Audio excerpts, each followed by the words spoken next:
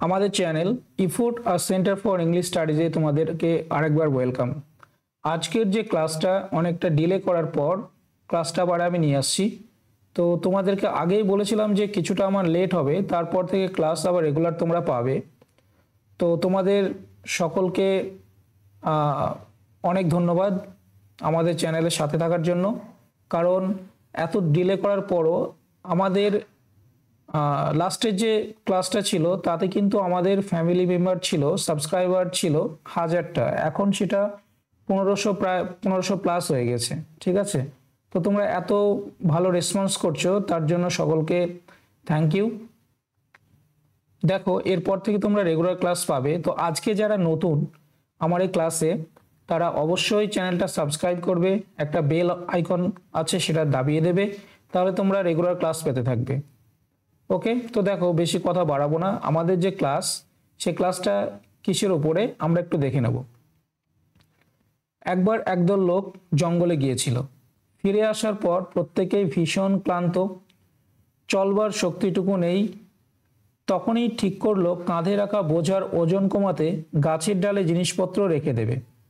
সেই মতো তাদের ভারী জিনিসপত্র তারা গাছের বিভিন্ন ডালে ঝুলিয়ে দিয়ে নিজেরা হেঁটে চলল, কিন্তু এত ওজন গাছের ডাল সহ্য করতে পারল না। ডালগুলি সব কাত হয়ে ঝুঁকে পড়ল নিচে। মানুষেরা তা দেখে সহানুভূতি দূরে থাক হো হো করে হেসে উঠল। তাহলে এই যে একটা টেক্সটটা, খুব সুন্দর একটা টেক্সট। এবার এই টেক্সটটা থেকে ফার্স্ট রিডিংয়ে আমি কি কি পেলাম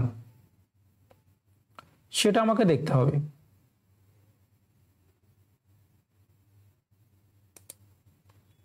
দেখো, টেক্সটটা প্রথমে দেখো সিম্পল পাস্ট টেন্সে লেখা। ঠিক আছে, এবার আমরা লাইন বাই লাইন ট্রান্সলেশনটা দেখব।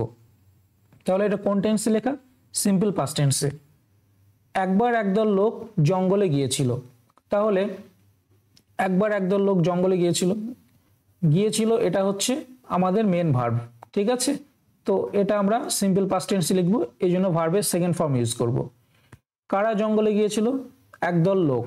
ঠিক আছে, খুব যদি বেসিক লেভেলে আমি বলি, হ্যাঁ, যারা একদম শিখছো, বেসিক লেভেলে যারা আছো তাদেরকে বলবো যে দেখো, প্রথমে তোমাদেরকে ভার্বকে আইডেন্টিফাই করতে হবে। ঠিক আছে, ভার্ব চেনা হয়ে গেলে ভার্বটা, ওই কাজটা কে বা কারা করছে। ঠিক আছে, কে বা কারা জঙ্গলে গিয়েছিল, একদল লোক, সেটা হচ্ছে সাবজেক্ট হয়ে যাবে। এইবার ভার্বকে আমরা জানি কি বা কাকে দিয়ে প্রশ্ন করলে অবজেক্ট পাওয়া যায়, এখানে অবজেক্ট নেই, তাহলে তোমার লাগবে না। তাহলে আমরা ইংলিশ সেন্টেন্স আমরা কিভাবে সাজাই? ইংলিশ সেন্টেন্স সাজাতে হলে প্রথমে সাবজেক্ট নিয়ে আসতে হবে, তারপরে ভার্ব, তারপরে নিয়ে আসতে হবে অবজেক্ট, তারপরে আদার ওয়ার্ড, মানে প্রিপোজিশন হোক, অ্যাডভার্ব হোক, অন্যান্য অন্য কোনো ক্লজ অ্যাড করা হোক, সেইগুলো পরে নিয়ে আসতে হবে। ঠিক আছে, তাহলে এই হচ্ছে একটা ইংলিশ সেন্টেন্সের গঠন। এবার আসো যে এখানে আমরা কিভাবে এটা করব।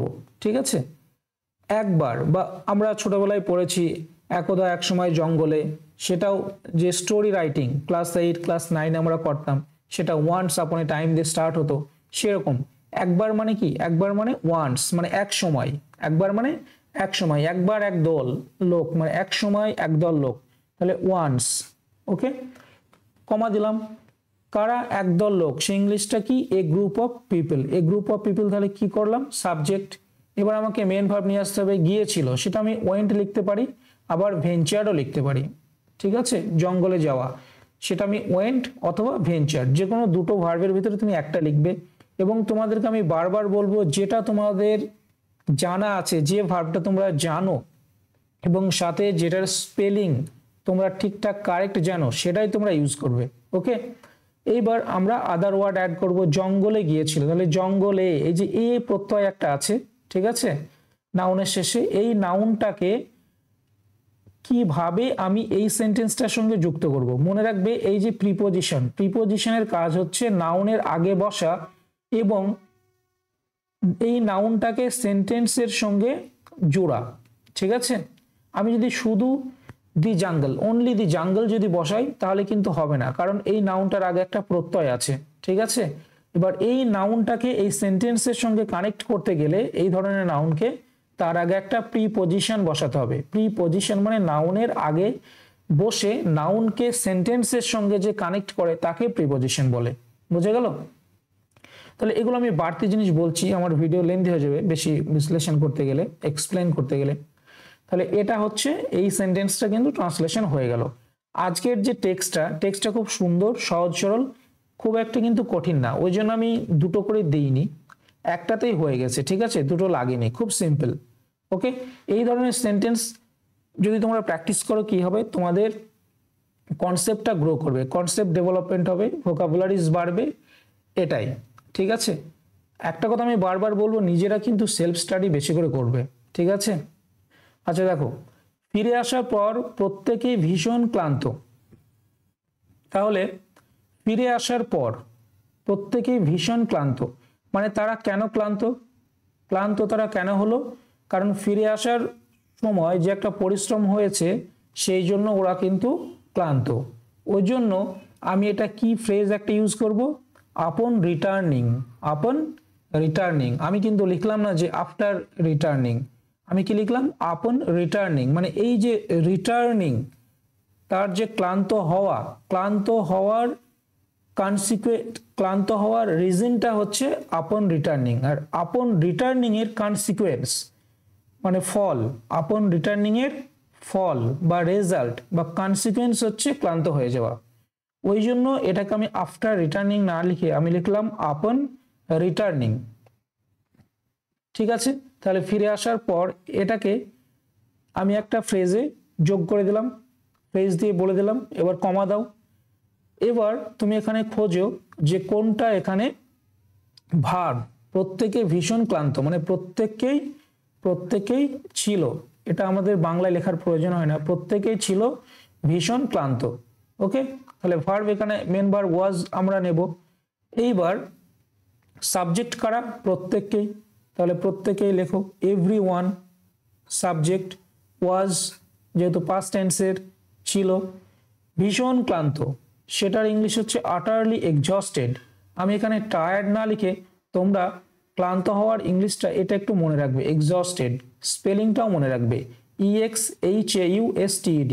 ওকে, তোমরা যখন ক্লাসগুলো দেখবে, সে আমার ক্লাস দেখো, অন্য কোনো ক্লাস দেখো, যে কোনো স্যারের ক্লাস তোমরা ইউটিউবে দেখো না কেন, ঠিক আছে, এখন তো অনেক ক্লাস তোমরা পেয়ে যাবে এবং সবাই ভালো ভালো পড়ান, সবাই ভালো ক্লাস দেন।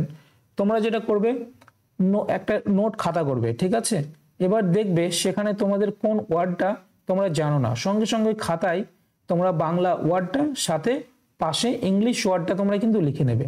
এবার তুমি যদি নাও পড়ো, ওই যে একবার লিখলে তাতেই কিন্তু তোমাদের মনে থেকে যাবে। ঠিক আছে, পারলে একবার দুবার সপ্তাহে একদিন দুদিন খাতাটা খুলে দেখে নিতে পারো নতুন ওয়ার্ডগুলো।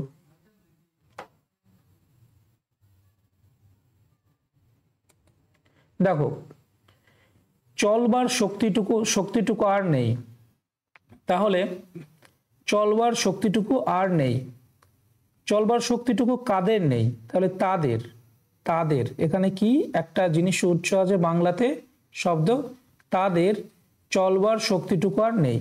এটা আমি একটু কিন্তু নিজে থেকে ভেবে নেব এবং এখানে আমি অ্যাড করে নেব। বাংলাতে এই ধরনের শব্দগুলো আমরা সাধারণত না লিখলেও চলে, কিন্তু ইংলিশে এগুলোকে লিখতে হবে। তাহলে আমরা ছোটবেলায় পড়েছি তাদের আছে, হ্যাঁ তাদের নেই, এই ধরনের শব্দ পড়েছি। তাহলে আমি এখানে কি করব, দে হ্যাড নো স্ট্রেংথ, মানে তাদের কোনো শক্তি নেই।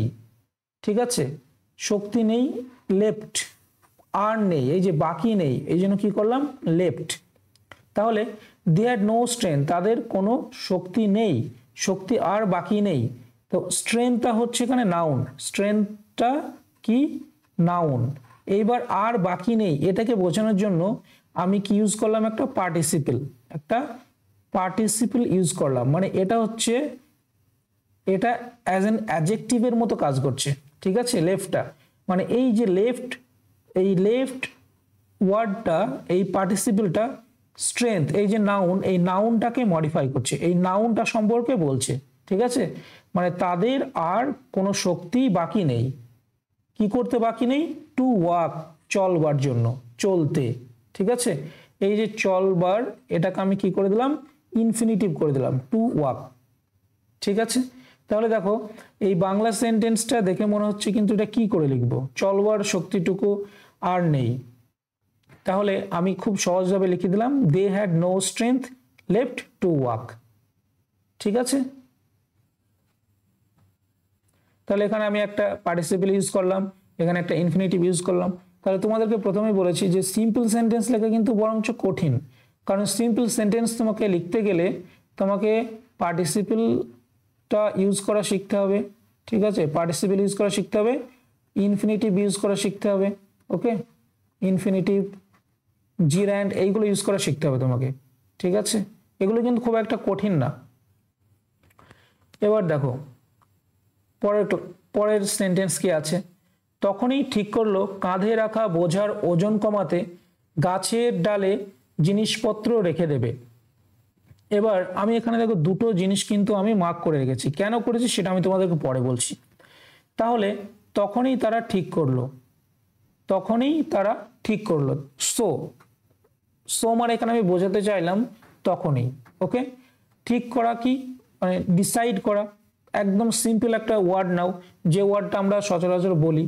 সো দে ডিসাইডেড, ঠিক আছে, কি করতে, টু লাইটেন মানে কমাতে, অর ইজ মানেও কি কমানো। আমার একটা জিনিস কষ্ট হচ্ছে, পরিশ্রম হচ্ছে, সেটাকে ইজ করা, ইজ মানে ওই কষ্টটা কমানো। ঠিক আছে, to lighten or ease their load কমাতে, কিভাবে, বাই প্লেসিং অর হ্যাঙ্গিং, ওই যে জিনিসপত্রগুলো সেগুলোকে ঝুলিয়ে অথবা রেখে দিয়ে, কোথায়, দেয়ার বিলঙ্গিংস তাদের জিনিসপত্রগুলো কোথায়, on the branches of trees. তাহলে এই সেন্টেন্সটা হয়ে গেল, তখনই ঠিক করলো কাঁধে রাখা বোঝার ওজন কমাতে গাছের ডালে জিনিসপত্র রেখে দেবে। তাহলে সো কারা ঠিক করলো, তারা ঠিক করলো, তখনই ঠিক করলো, তখনই, এই যে তখনই ঠিক করলো, তাহলে কিন্তু তারা ওয়ার্ডটা এখানে দেখো নেই, সাবজেক্ট কিন্তু নেই, কিন্তু আমাকে এখানে একটা নিয়ে আসতে হবে, ধরে নিতে হবে, বুঝে নিতে হবে। So they decided to lighten or ease their load by placing or hanging, যে কোনো একটা তোমরা ইউজ করবে, দেয়ার বিলঙ্গিংস মানে তাদের জিনিসপত্র, on the branches of trees গাছের ডালের উপরে। খুব সুন্দরভাবে হয়ে গেল। তাহলে কিছুই ইউজ করলাম না, সাবজেক্ট, ভার্ব, একটা হচ্ছে তোমার ইনফিনিটিভ, ব্যাস এটা দিয়ে কিন্তু আমি করে দিলাম। অথবা কিভাবে করতে পারি, অ্যাট দ্যাট মোমেন্ট, তোমাদের মনে হতে পারে যে আমি তো তখনই মানে অ্যাট দ্যাট মোমেন্ট ইউজ করতে পারি, অ্যাট দ্যাট মোমেন্ট এটা হচ্ছে পারফেক্ট একটা ফ্রেজ, তখনই। আসলে অ্যাট দ্যাট মোমেন্ট আমি ইউজ করলাম না এই কারণেই, এই যে তারা ডিসাইড করলো, ঠিক আছে, তারা যে ডিসাইড করলো যে আমরা গাছের ডালে জিনিসপত্র রেখে দেবো, কেন, কারণ আমরা আগের সেন্টেন্সে পড়েছি যে এটা কেন রাখছে, কারণ ওজনটা কমানোর জন্য। ঠিক আছে, ওজনটা কমানোর জন্য একটা রিজন আছে, কারণ আছে, সেই জন্য এখানে সো ইউজ করা হলো অ্যাট দ্যাট মোমেন্টের পরিবর্তে। অ্যাট দ্যাট মোমেন্টও করতে পারো, কিন্তু এটা খুব লিটারি হয়ে যাবে, এবং তোমরা সো ইউজ করতে পারো, এটাও ভুল হবে না। ঠিক আছে, এইটুকুই ডিফারেন্স, যে কোনো দুটোর ভিতরে একটা করবে। They decided or came up, এবার আমি পরেরটা যেটা করেছি কমপ্লেক্স সেন্টেন্সে করেছি, সিম্পল না করে কমপ্লেক্স সেন্টেন্সে করে দেখিয়েছি। ঠিক আছে, তো তোমরা যে কোনো একটা ইউজ করবে, যে কোনো একটা, যার যেটা সুবিধা হবে সে সেটা করবে। দেখো, সো দে ডিসাইডেড তারা সিদ্ধান্ত নিল, or came up with a plan, একই, decided or came up with a plan একই, যে কোনো দুটোর ভিতরে একটা তোমরা লিখতে পারো। কি করলো, দ্যাট, যে, তার ডিসাইড করলো যে, ঠিক আছে, তাহলে এই দ্যাটের পরে এই আমি যেটা লিখছি এটা হচ্ছে, এটাকে বলে নাউন ক্লজ, এটাকে কি বলে, নাউন ক্লজ। তোমাদের দেখো অনেকজন কমপ্লেক্স সেন্টেন্স লেখার ক্ষেত্রে লিখতে চায় না, যে কমপ্লেক্স সেন্টেন্স কেন লিখবো যদি ভুল হয়। ঠিক বলেছো, সিম্পল সেন্টেন্সে লেখো, কোনো অসুবিধা নেই, কিন্তু তবুও ক্লজটা কিন্তু ইংলিশে তোমাদের জানা দরকার, বুঝলে, ক্লজটা অবশ্যই জানা দরকার। ক্লজ একটা দুটো তুমি যদি না লেখো, তাহলে কিন্তু যখন একটা তুমি রিপোর্ট রাইটিং লিখবে, কিংবা তুমি অন্য কোনো ইংলিশে কিছু যে কোনো রাইটিং স্কিল তুমি লিখবে, তখন পুরো সিম্পল সেন্টেন্সে লেখা সমস্ত পুরো রাইটিংটা কমপ্লিট করা কিন্তু একটু মুশকিল হয়ে যায়। ঠিক আছে, তো তোমাদের উচিত নন ফাইনাইট ভার্ব এক, আর হচ্ছে ক্লজ, এইগুলো ঠিকঠাক জানা, আর প্রিপোজিশনের ইউজগুলো। ঠিক আছে, তো যাই হোক দেখো, so they decided or came up with a plan. কি প্ল্যান করলো? দ্যাট, এটা নাউন ক্লজ কেন সেটা বলতে গেলে একটু লেট হয়ে যাবে। দেখো তারা কি প্ল্যান করলো, কি প্ল্যান করলো সেটা কিন্তু বোঝাচ্ছে দ্যাট এর পরে এটা দিয়ে, ঠিক আছে। তার মানে এই ডিসাইডেড এর অবজেক্ট হচ্ছে এই দ্যাট এর পর এই সেন্টেন্সটা ডিসাইডেড এই ভার্বটার অবজেক্ট হিসাবে কাজ করছে। আর অবজেক্ট হিসাবে কে কাজ করে? নাউন। অবজেক্টের জায়গায় কে বসে? নাউন। এই জন্য এটা হচ্ছে নাউন ক্লজ। আচ্ছা, এবার দেখো তারা কি প্ল্যান করলো? দ্যাট দে উড হ্যাং, তারা ঝোলাবে। দে উড হ্যাং, তারা ঝোলাবে, অথবা প্লেস, অথবা রেখে দেবে। কোথায়? Their belongings on the branches of trees to ease their load, ঠিক আছে, তাদের বোঝা কমানোর জন্য। তাহলে এটা আমি কমপ্লেক্স সেন্টেন্স লিখে দিলাম। যারা একটু জানো দেখবে কমপ্লেক্স সেন্টেন্সটাও তোমরা যদি দেখো এটাও কিন্তু খুব সুন্দর ট্রান্সলেশনটা হয়েছে, ঠিক আছে। চলো পরেরটা।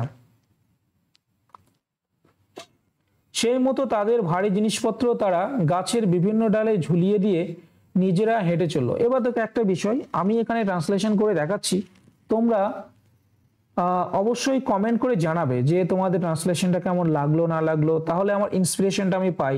আর তোমরা কিভাবে এটা বুঝতে পারছো, তোমাদের আন্ডারস্ট্যান্ডিং, তোমাদের জিনিসটা সহজ হচ্ছে কি কঠিন হচ্ছে সেগুলো আমি কিন্তু বুঝতে পারি, একটা কমিউনিকেশন হয়, ঠিক আছে। তো তোমরা অবশ্যই কমেন্টে জানাবে। অ্যাকর্ডিংলি মানে সেই মতো, অ্যাকর্ডিংলি মানে সেই মতো, সেই মতো ইংলিশ কি? অ্যাকর্ডিংলি। তাহলে তোমরা এটা কিন্তু খাতায় নোট করে রাখতে পারো, সেই মতো ওয়ার্ডটা লিখে পাশে লিখে রাখলে অ্যাকর্ডিংলি। দে হাং দেয়ার হেভি বিলঙ্গিংস, তাহলে হ্যাং হচ্ছে এর এই ভার্বটার ফার্স্ট ফর্ম, হ্যাং, হাং, ঠিক আছে, অথবা হ্যাংড থার্ড ফর্ম হয়। হাং দেয়ার হেভি বিলঙ্গিংস, তাদের ভারী জিনিসপত্র ঝুলিয়ে রাখলো। কোথায়? গাছের বিভিন্ন ডালে। On different branches or সিভারাল branches, তাও লিখতে পারো। এবং কি করলো? অ্যান্ড কন্টিনিউড, তারা চললো, কন্টিনিউড অন দেয়ার ওয়ে, ঠিক আছে, মানে তারা হেঁটে চললো, continued on their way or moved on. Continued on their way হয় এটা লিখবে, নয়তো লিখবে মুভড অন। তাহলে অ্যাকর্ডিংলি সেই মতো, দে হচ্ছে এখানে সাবজেক্ট, ঠিক আছে, হাং হচ্ছে এখানে ভার্ব, দেয়ার হেভি বিলঙ্গিংস এটা হচ্ছে তোমার অবজেক্ট, তাহলে সাবজেক্ট ভার্ব অবজেক্ট। এইবার আদার ওয়ার্ড, ঠিক আছে, গাছের বিভিন্ন ডালে, এই যে ডালে, ঠিক আছে, নাউনের শেষে এই প্রত্যয় আছে, তাহলে এটাকে আমি এই সেন্টেন্স, এই যে মেন সেন্টেন্সের সঙ্গে কানেক্ট করব। কি করে করব? তার আগে একটা প্রিপোজিশন নিতে হবে, আর প্রিপোজিশন যদি না নাও তাহলে কিন্তু শুধু যদি নাউনটা বসাও তাহলে ডিসকানেক্ট হয়ে যাবে, মানে পুরো সেন্টেন্স থেকে আলাদা হয়ে যাবে। প্রিপোজিশনের কাজই হচ্ছে, আগে আমি বলেছি, প্রিপোজিশনের কাজই হচ্ছে এই প্রত্যয়যুক্ত নাউনগুলোকে মেন সেন্টেন্সের সঙ্গে কানেক্ট করা।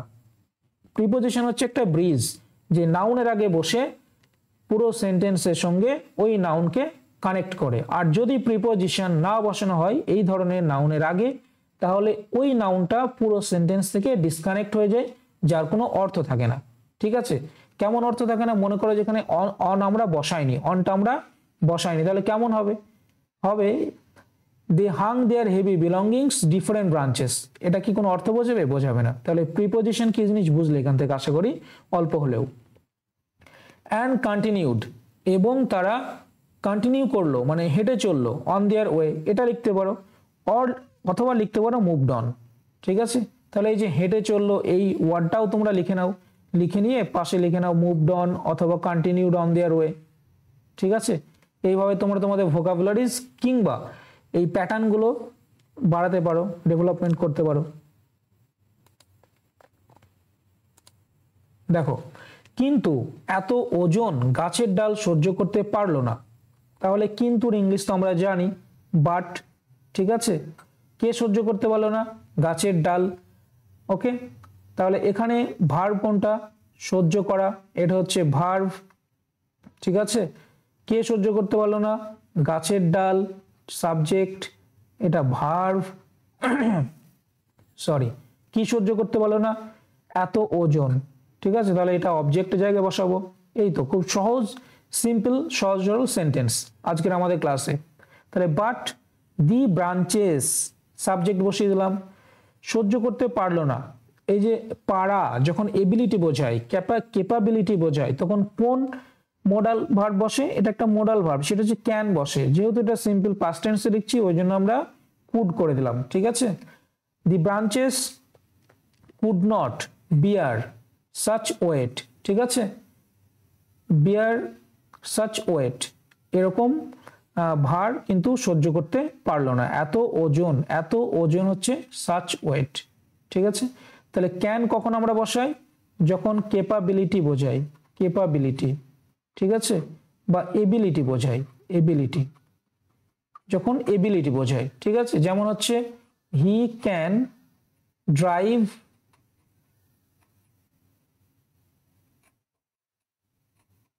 দি কার, ঠিক আছে, সে গাড়িটি চালাতে পারে, ওকে। তাহলে এখানে ওর এবিলিটি বোঝাচ্ছে, তখন ক্যান। যেমন হি ক্যান সুইম, সে সাঁতার কাটতে পারে, এবিলিটি বোঝাচ্ছে, সেই ক্ষেত্রে আমরা ক্যান মডাল ইউজ করি। চলো, ডালগুলি সব কাত হয়ে ঝুঁকে পড়লো, তাহলে ডালগুলি সব কাত হয়ে ঝুঁকে পড়লো, এখানে ঝুঁকে পড়লো এটা হচ্ছে মেন ভার্ব, এটা হচ্ছে মেন ভার্ব, ভার্বের সেকেন্ড ফর্ম ইউজ করবো যেহেতু সিম্পল পাস্ট টেন্স। কারা, কে ঝুঁকে পড়লো, ডালগুলি, এটা সাবজেক্ট, ঠিক আছে। আচ্ছা, ঝুঁকে পড়লো, এইবার সব কাত, এই কাত হয়ে এটাকে আমাকে পার্টিসিপল ইউজ করে করতে পারো, ঠিক আছে, কিংবা হ্যাঁ পার্টিসিপল ইউজ করে করা যায়, নিচে এটাকে আমরা প্রিপোজিশন ইউজ করে বুঝিয়ে দেবো। তাহলে দেখো all the branches, all the branches মানে ডালগুলি সব, অল দি ব্রাঞ্চেস, ঠিক আছে। তোমরা কিন্তু এরকম লিখবে না দি অল ব্রাঞ্চেস, তাহলে কিন্তু ভুল হয়ে যাবে। কি লিখতে হবে, all the branches, all the branches, এটা হচ্ছে ডিটারমিনার্স, ডিটারমিনার্সের অর্ডার, ঠিক আছে। এগুলো তোমাদের শিখতে হবে, বুঝলে। এগুলো যদি খুব কঠিন কোশ্চেন হয় প্রিলিমিনারিতে, তাহলে দেখো এগুলো পরীক্ষায় দিয়ে দিতে পারে এরর কারেকশনে, যে ডিটারমিনার্সের অ্যারেঞ্জমেন্ট বা অর্ডার্স, কোনটার পর কোন ডিটারমিনার্স আসে, এগুলোর জন্য ডিটারমিনার্সের যে চ্যাপ্টার সেটা তোমাদেরকে দেখতে হবে। অল দি ব্রাঞ্চেস, ঠিক আছে, মানে ডালগুলি সব, বেন্ট মানে ঝুঁকে পড়লো, অ্যান্ড ড্রুপড ডাউনওয়ার্ড, এবং কি হলো, এবং তারা নিচের দিকে কাত হয়ে গেল, ঠিক আছে। তাহলে all the branches bent and drooped downward, তারা নিচের দিকে ঝুঁকে পড়লো। তাহলে নিচের দিকে ঝুঁকে পড়ার কি, ড্রুপড ডাউনওয়ার্ড, বেন্ট মানে কাত হয়ে যাওয়া, ওকে, ড্রুপ ডাউনওয়ার্ড মানে ঝুঁকে পড়া। তাহলে দুটো ভার্ব, একই ধরনের ভার্ব কাছাকাছি দিয়ে কিন্তু আমি এই এক্সপ্রেশনটা ইংলিশের বাংলার ইংলিশটা আমি বুঝিয়ে দিলাম, ঠিক আছে। All the branches bent and ড্রুপ downward. এবার দেখো মানুষেরা তা দেখে সহানুভূতি দূরে থাক হু হু করে হেসে উঠল। তাহলে কারা হেসে উঠল, মানুষেরা, এটা হচ্ছে সাবজেক্ট, ঠিক আছে। হু হু করে হেসে উঠল এখানে ভার্ব। সহানুভূতি দূরে থাক এটা হচ্ছে আদার ওয়ার্ড, বা এই ফ্রেজটাকে আমি অন্যভাবে অ্যাড করব। দেখো তাহলে but instead of feeling even the slightest sympathy, সহানুভূতি তো দূরে থাক, এটাকে কিভাবে লিখলাম, but instead of feeling even the slightest sympathy, এমনকি খুব অল্প সহানুভূতি ফিল করার পরিবর্তে, এই সহানুভূতি তো দূরে থাক, feeling even the slightest sympathy, sympathy দেখানোর পরিবর্তে, ইনস্টিড অফ মানে পরিবর্তে, ইনস্টিড অফ মানে কি পরিবর্তে, ঠিক আছে। Instead of feeling even the slightest sympathy, sympathy বা সহানুভূতি দেখানোর তো দূরে থাক, বা তার পরিবর্তে তারা কি করলো, দি পিপল লোকজন বা মানুষেরা, বার্স্ট ইন্টু মানে হো হো করে যে হেসে ওঠা, সেটার ক্ষেত্রে আমরা বার্স্ট ইন্টু ইউজ করি, বুঝে গেল, বার্স্ট ইন্টু লাউড লাফটার, ওকে। এই হচ্ছে তোমার টেক্সটটা। এবার তাহলে আমরা ট্রান্সলেশনটা কমপ্লিট করে দিলাম, আর আমি কথা বাড়াবো না। দেখো এরপর থেকে আমাদের রেগুলার ক্লাস আসবে, তোমরা যারা নতুন অবশ্যই ভালো লাগবে চ্যানেলটা সাবস্ক্রাইব করো, একটা লাইক দিয়ে যেও। Thank you.